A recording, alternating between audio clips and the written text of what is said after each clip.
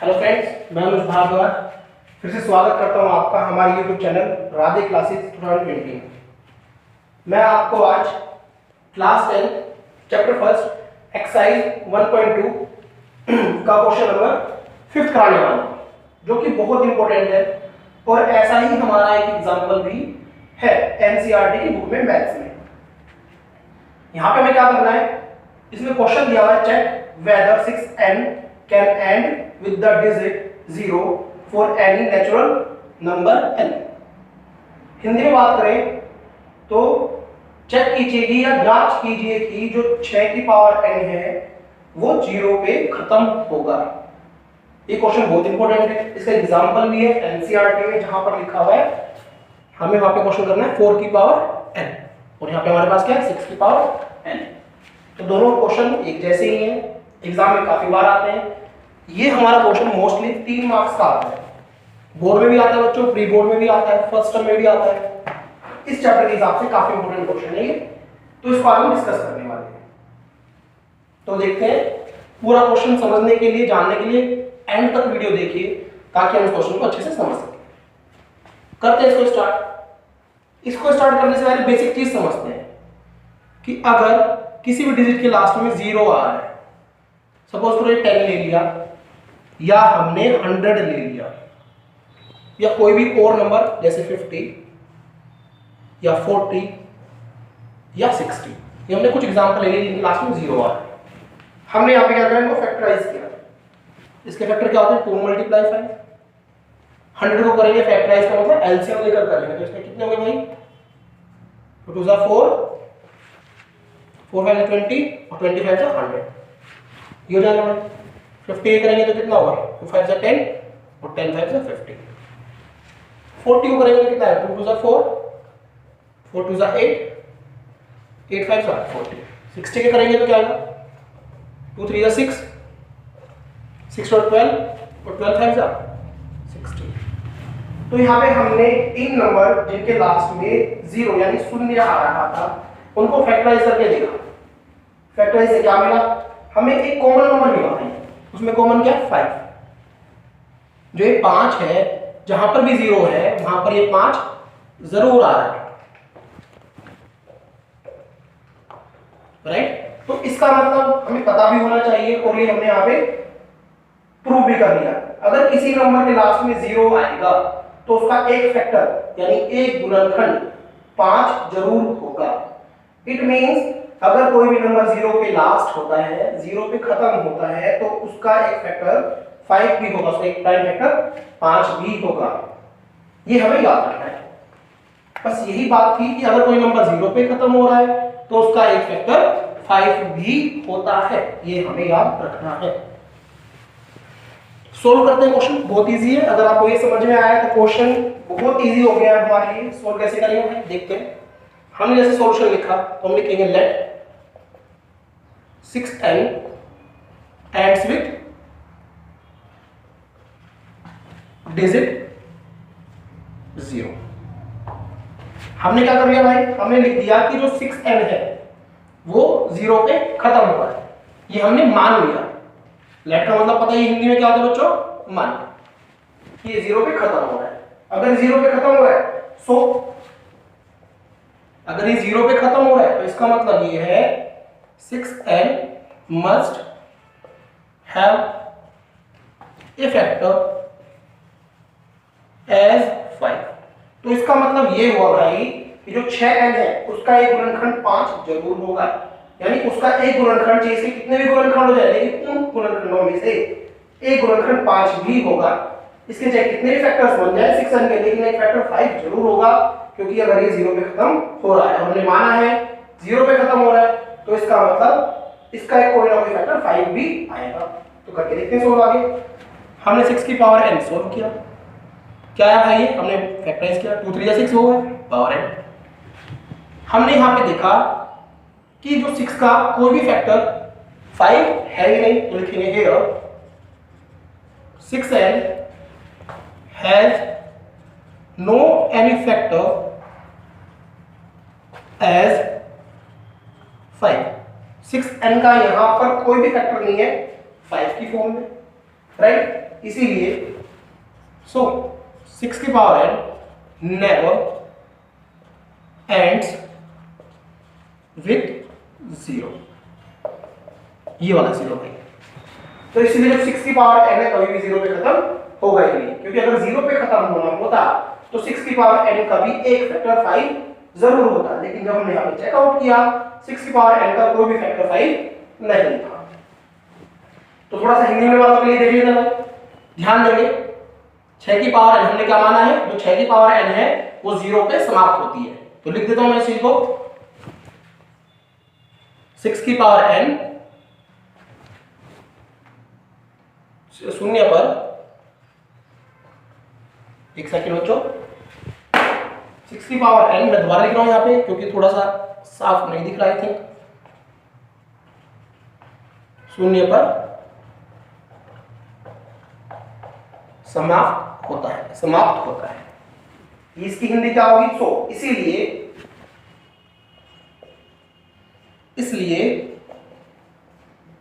6 की power n का एक गुणनखंड, और ये कौन सा गुणनखंड भाई? ये प्राइम फैक्टर की बात हो रही है, यानी कि अभाज्य गुणनखंड 5 होगा। ये हमने भाई हिंदी में लिख दिया इसकी लाइन। अब ये 2 लाइनें बची हमारे पास, इनको हिंदी में कर लेते हैं। यहां इसकी हिंदी क्या होगी? यहां 6n का कोई भी गुणनखंड 5 नहीं है। इसकी हिंदी क्या होगी? अतः क्या लिख रहे हैं भाई इसको? शून्य पर समाप्त नहीं होगा।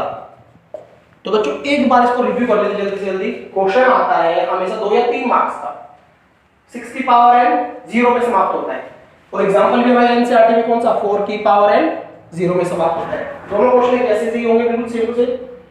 हमें क्या लिखा है? माना कि जो 6 की पावर n दिया हुआ है ये 0 पे यानी कि शून्य पे समाप्त हो रहा है, और अगर ये शून्य पे यानी 0 पे समाप्त हो रहा है तो इसका एक गुणनखंड यानी कि एक प्राइम फैक्टर 5 भी होगा, और इसका प्राइम फैक्टर 5 होना चाहिए क्योंकि 0 पे हमने मान लिया कि खत्म हो रहा है, यानी कि इसकी लास्ट कोई डिजिट 0 आएगी लास्ट में। यहां पे हमने इसके फैक्टर किए, इसके फैक्टर में हमें कहीं पर भी 5 नजर नहीं आया। जब इसके फैक्टर में कहीं पर भी 5 नजर नहीं आया तो लिख दिया आपने कि यहां पे कोई फैक्टर है नहीं 5 का। और अगर इसके फैक्टर में कोई फैक्टर 5 नहीं है तो ये 0 पे कभी एंड नहीं हो सकता, क्योंकि मैंने आपको वीडियो के स्टार्टिंग में समझाया था कि कोई भी नंबर अगर उसके लास्ट में 0 आ रहा है, कुछ भी ले लो आप, तो उसका एक फैक्टर 5 जरूर होगा। एक बार फिर देख लेते हैं। इसके फैक्टर्स ये बने 13 13 26 26 26 to 72 72 5 260, ये हमारे हो चुके हैं। तो अब देखो इसमें भाई 0 पे लास्ट हो रहा है, 0 पे खत्म हो रहा है, 0 शून्य आ रहा है अंत में, तो यहाँ पे एक गुणनखंड यानी फैक्टर 5 है। तो हमेशा 5 होता है अगर वो 0 पे खत्म हो रहा है, लेकिन जब हमने इसके फैक्टर किए तो हमें 5 नहीं था, इसलिए शून्य पे खत्म नहीं होगा। ठीक है बच्चों, तो अब हम आज एक और क्वेश्चन करेंगे, और वो कौन सा होगा? ये हमारा क्वेश्चन नंबर 5 था, तो वो है क्वेश्चन नंबर 6 इसका एनसीईआरटी का 1.2 का। तो देख लेते हैं, इसको रब करते हैं। आप अच्छे से इसको लिख लो, इसका स्क्रीनशॉट ले लो ताकि आप समझ सको और इसे याद रख सको। तो बच्चों अब हमारा क्वेश्चन नंबर 6 ये रहा आपके सामने स्क्रीन पर, और इसमें बात की गई है कंपोजिट नंबर, राइट। अब सबसे पहले तो हमें यही समझना होगा कि जो हमें कहा गया है वो होता क्या है, मीन्स टू से कि ये कंपोजिट नंबर क्या होता है, राइट। तो ये क्या होता है? इसे कहते हैं सहभाज्य संख्या, और हम सीधे सीधे हम भाज्य भी कह सकते हैं हिंदी में कंपोजिट नंबर। हम इसको समझते हैं अपने एग्जांपल से, तो आपको शायद नाम भी याद रखना पड़े। तो होता क्या, देखते हैं। आपके पास कोई भी नंबर है, मैंने एक 15 ले लिया आपके लिए और एक 17 ले लिया।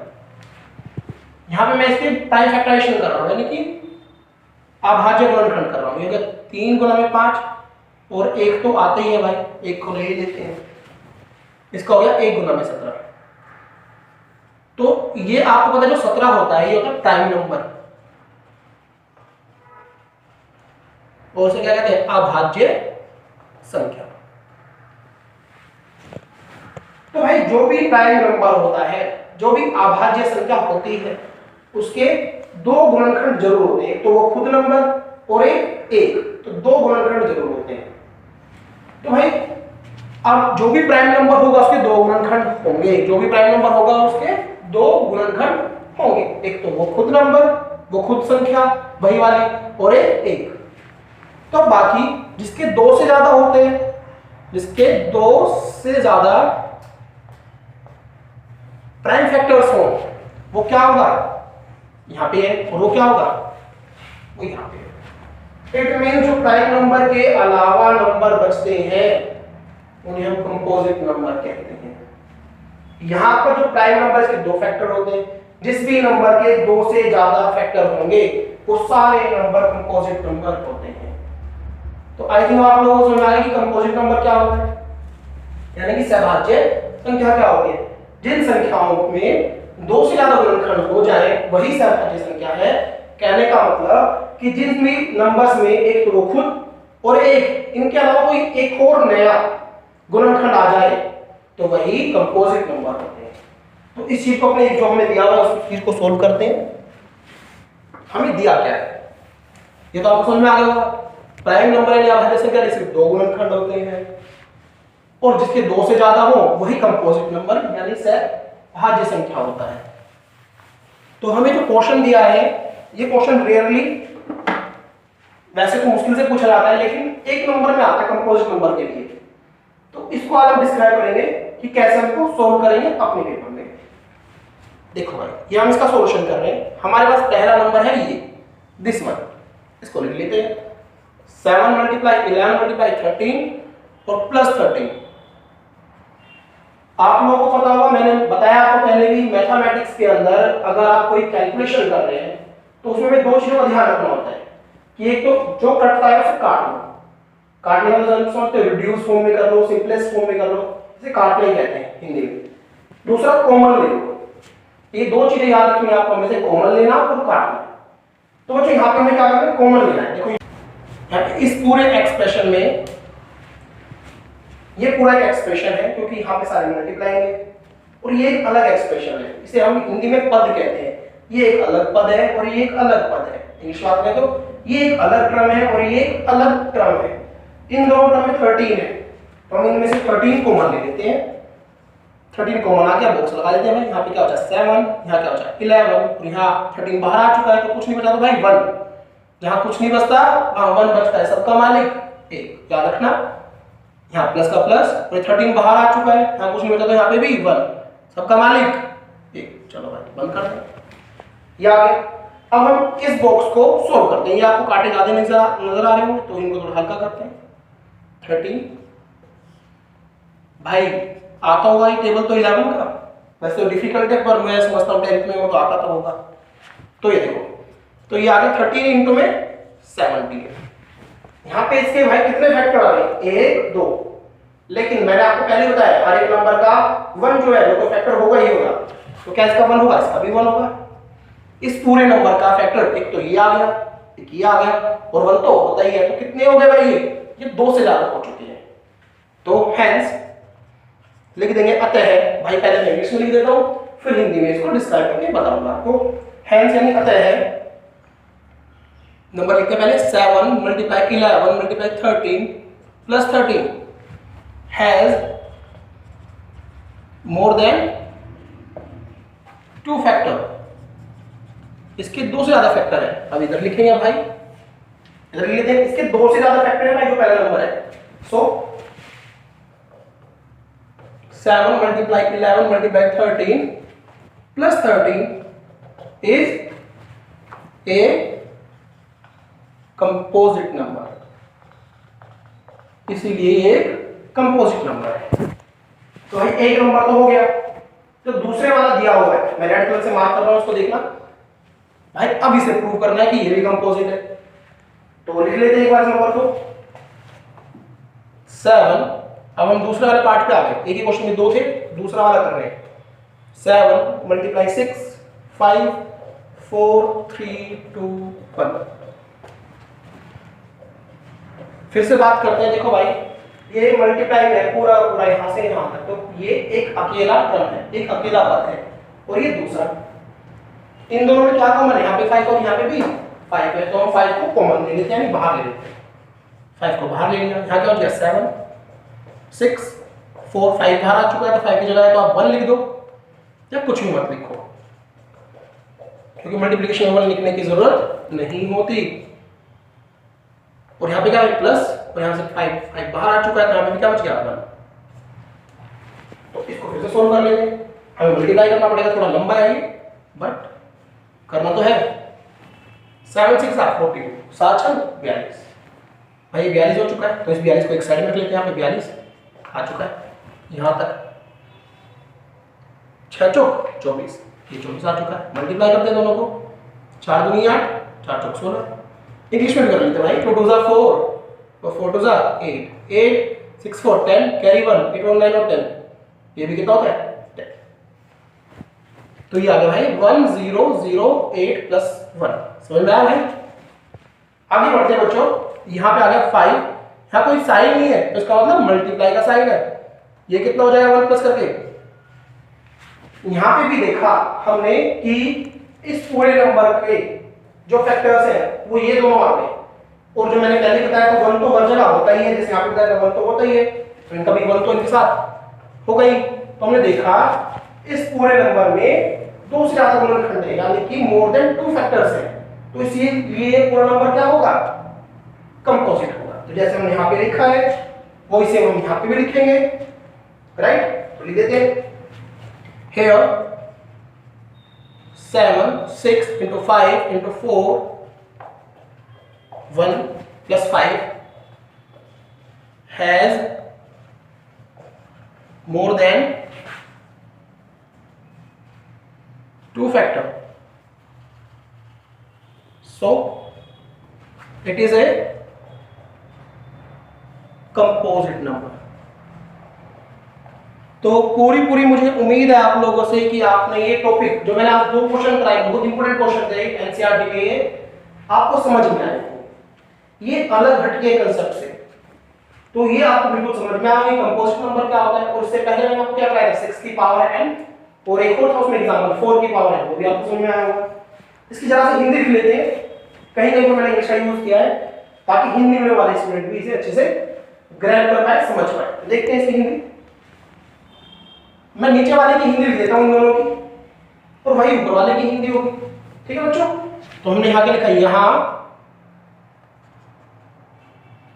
पूरा लिखेंगे, फिर से आप सब लिखें, बिल्कुल भी ना छोड़े, बस देखकर कि आपने देख लिया है तो छोड़ दिया है। आप इसे साथ में साथ कॉपी में नोट करें, क्योंकि जो फिंगर टिप्स पे प्रैक्टिस होती है वो प्रैक्टिस सबसे अलग होती है, तो लिखकर जो प्रैक्टिस होगी वो सबसे अलग होगी, इसलिए लिखकर जरूर प्रैक्टिस करें। तो क्या लिखा हमने यहां, जो ये नंबर है कि 2 से अधिक गुणनखंड है, अतः यह एक सभाज्य संख्या है। ठीक है बच्चों? तो ये हमारे टॉपिक कंप्लीट हुए। हमने मैथ्स का, क्लास 10 के मैथ्स का एनसीईआरटी का पूरा चैप्टर कर लिया है। बस एनसीईआरटी के एक्सरसाइज 1.1 में 1-2 क्वेश्चन रहता है, उसकी वीडियो मैं आपको नेक्स्ट वाली क्लास में दे दूंगा, आपको मिल जाएगी। ये सारे क्वेश्चन नेक्स्ट वीडियो में मिल जाएंगे। आपको ये सारे क्वेश्चन करने हैं, बार-बार करने हैं, मैथ प्रैक्टिस मांगता है, तभी आपको समझ में आएगा और याद रहेगा, और इसको याद रखना है। जितने भी हमारी वीडियोस हैं अपने फ्रेंड्स को शेयर करनी है। आपके जो बड़े और छोटे भाई बहन हैं तो आपको उनको सजेस्ट करना है, क्योंकि हमारे यहाँ पर इस चैनल पर सारी वीडियो अवेलेबल है 9th क्लास की, 10th 11th 12th graduation competitive exams. तो आप उनको शेयर करें, बताएं, ताकि वो भी एजुकेशन में थोड़ा सा एनहांस कर सके। साथ में हमारा एक चैनल है जिसे कपिल भार्गव सर चला रहे हैं, भार्गव ट्यूटोरियल के नाम से, जिसमें वहां पर वो कुछ अलग क्लासेस ले रहे हैं, तो आप उसे भी सब्सक्राइब करें और देखें कि वहां पर आपको क्या नया मिल सकता है अपने एजुकेशन सेक्टर में। Thank you guys.